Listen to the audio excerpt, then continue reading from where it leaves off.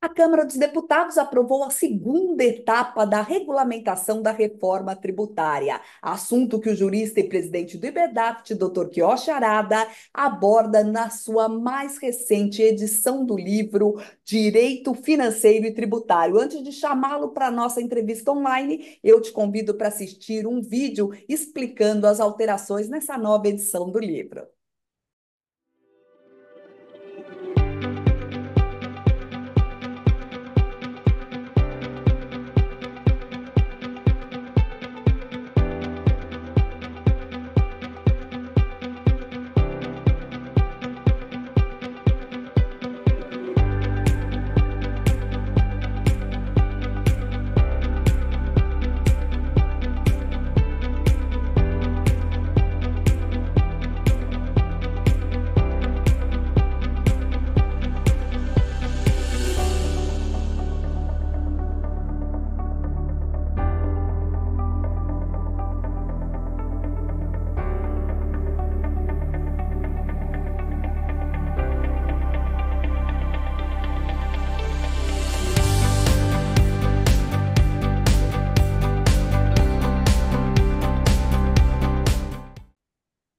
Olá, doutor Quioche, um prazer recebê-lo aqui no NGT Notícias.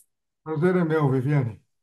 Doutor Quioche, como vimos aí na apresentação da mais recente edição do livro Direito Financeiro e Tributário, o senhor aborda aí a reforma tributária e a Câmara dos Deputados acaba de aprovar a segunda etapa aí da regulamentação da reforma tributária e nesse projeto foram fixadas regras para a composição do comitê gestor dos novos impostos, além de novas normas aí para a taxação de heranças. O senhor já criticou nesse espaço esse comitê gestor, não é, doutor Quioche? O que podemos esperar do que foi aprovado? Eu acho que é um desastre total, né? Esse comitê gestor, que eu chamo de rinoceronte com cabeça de tico-tico, não é? Que não tem figura. Ele usurpa as funções típicas do Estado, como arrecadar, distribuir e julgar no âmbito administrativo, os autos de infrações lavradas pelos estados e pelos municípios, que têm competência para lavrar o auto, mas não têm competência para julgar. Isso ficou para o comitê gestor. Ora, isso é função típica do Estado. O comitê gestor é um órgão federal. Ele não faz parte da estrutura do poder do Estado. Então, ele está usurpando aí uma competência do Estado. Então, é um desastre total. Doutor Quioche, e a gente viu também a taxação de heranças, né? Recentemente, o presidente Lula disse que imposto sobre herança no Brasil é nada. Mudou agora com essa segunda etapa da reforma, doutor Quioche? Sim, ela possibilita agora a instituição de tributação progressiva, em função do valor da herança e em função do valor da doação, que eu acho que nesse ponto é positivo. No Japão, por exemplo, o imposto sobre a herança chega a 70%, entendeu? É uma forma de redistribuir a riqueza. E você fazer a redistribuição em vida é complicado. Então, aguarda-se o momento do óbito para que se faça, para que se evite a concentração de rendas em, em mãos de determinadas pessoas. Então, isso é positivo, mas vai depender a sua implantação da legislação de cada estado, porque essa é uma competência do estado que a emenda deixou a salvo. Doutor, que eu acho falar agora sobre as emendas parlamentares, as chamadas emendas PIX, né, que foram barradas no STF. Os congressistas não gostaram nada da ideia e avisaram que haverá aí retaliação ao Supremo. Mais um embate entre legislativo e judiciário. A gente já comentou nesse espaço, né, sobre os valores extraordinários das emendas parlamentares e as emendas PIX são ainda mais escandalosas pela velocidade aí da transferência para estados e municípios sem muito controle aí do gasto desse dinheiro. Aliás, em ano de eleição municipal, essa verba, doutor Quioche, tem sido usada até como financiamento de campanha eleitoral. O presidente do Senado, Rodrigo Pacheco, promete apresentar aí um projeto que garanta mais transparência no repasse de verbas. Seria essa a saída? Ou o volume das emendas parlamentares deve ser mesmo reduzido, doutor Quioche? O Senado está tentando tapar o sol com a peneira, né? Ganhando tempo, né? Agora, o ministro Dime agiu com absoluta independência, né? Apesar de nomeado pelo governo Lula, que está alinhado com o Congresso, ele não quis saber, que é inconstitucional, entendeu? Então, ele suspendeu a transferência de verbas pelo Pix. Era só que faltava, né? Por quê?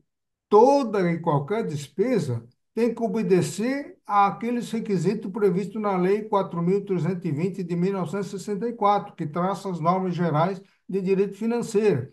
Então, para você gastar, primeiro tem que ter verba no orçamento. Depois você tem que fazer o empenho. Depois você tem que fazer a liquidação do empenho, liquidação no sentido de tornar quantia certa.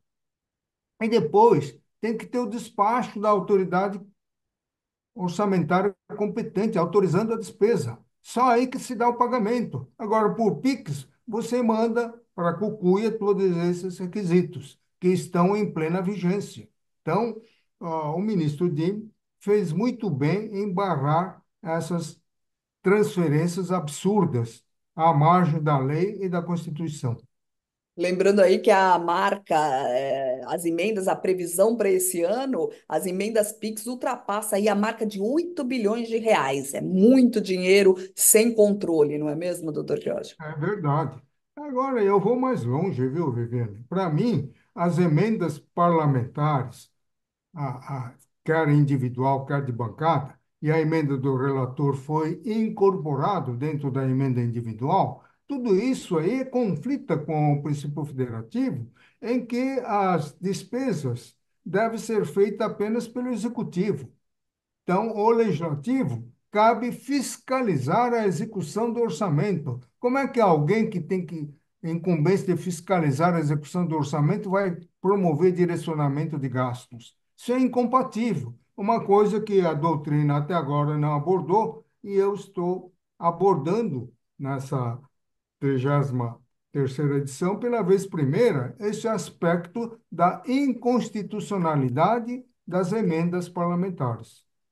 Perfeito, doutor Quioche, porque enquanto a gente discute as emendas PIX, passadas aí a polêmica sobre as emendas PIX, nós vamos voltar aí ao tema de emendas parlamentares, que na Bom, verdade é é o isso, fim é da um valor. picada, viu, Viviane? Essa evolução para o, o aspecto negativo da execução orçamentária parece que não tem fim. Daqui a pouco eles vão inventar uma forma de pagamento em que o deputado faz um sinal assim com o dedo e já o pagamento já está feito, entendeu? Sem dúvida.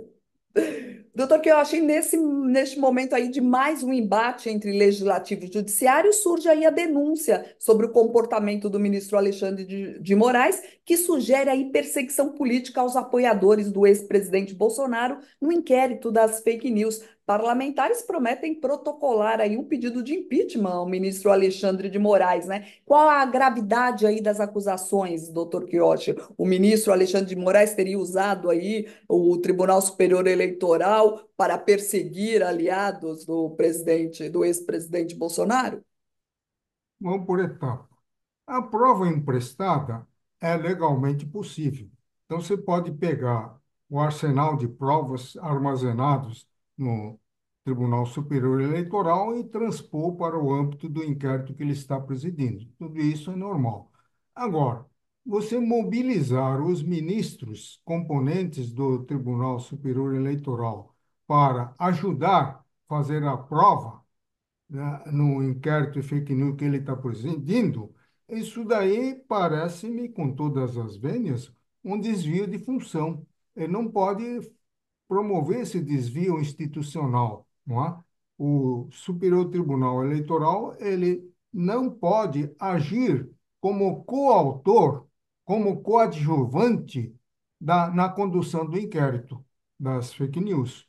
Então, isso daí é uma grave infração sob o ponto de vista institucional do Supremo Tribunal Federal. Doutor Kiyoshi, falando aí em Bolsonaro, o ex-presidente deve ser beneficiado no processo que investiga a tentativa de vender joias sauditas, né, adquiridas aí como troca de presentes entre chefes de Estado. Tudo porque Lula foi dispensado pelo TCU de devolver aí um relógio francês que ele ganhou no primeiro mandato, né? Essa história desses presentes aí que os chefes de estados trocam em viagens deve ser esclarecido de uma vez por todas, né, doutor Kiyoshi? Porque um pode receber o presente, para o outro é roubo. É verdade, são dois pesos e duas medidas. Mas é, objetos pessoais, como gravata, como anel, como relógio, como cinto, como uma carteira, isso não faz parte do patrimônio nacional. Então, ó, o chefe de Estado que receber pode apropriar-se desses objetos. Então, no caso do Lula, foi um relógio francês. Não deu uma marca, talvez um Beaumercier ou qualquer outra marca famosa. Então, ele foi dispensado de devolver. Agora, no caso do Bolsonaro, que ele recebeu um Rolex, talvez por causa do valor expressivo, mandaram devolver.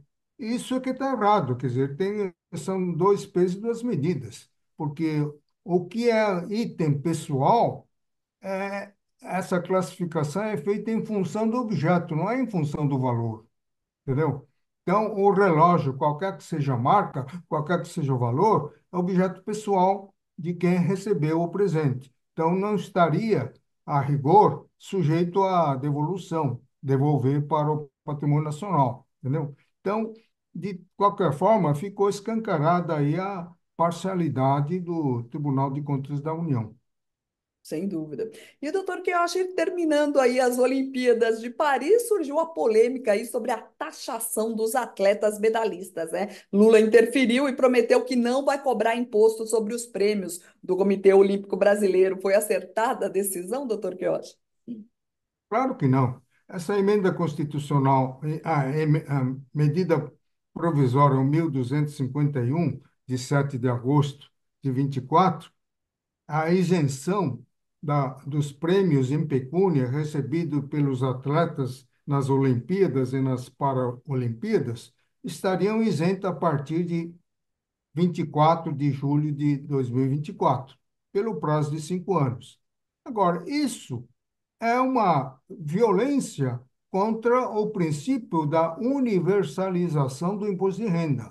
Imposto de renda é o único imposto vigente no Brasil que todo mundo paga.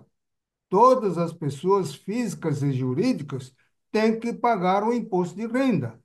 E todos os bens, patrimônios e serviços têm que se sujeitar ao gravame desse imposto, que é, como o próprio nome está dizendo, é universal. Então, ele quebrou esse princípio. Agora, ele vai dizer, não, isso é pouca coisa. Sim, uma isenção aqui, outra acolá, um incentivo aqui, outro lá. Somando tudo isso, Viviane, dá um total de 300 bilhões que a União deixa de arrecadar. Agora, esses 300 bilhões é diluído entre nós, contribuintes do imposto, que sofrem um impacto da carga tributária maior. Isso é um absurdo.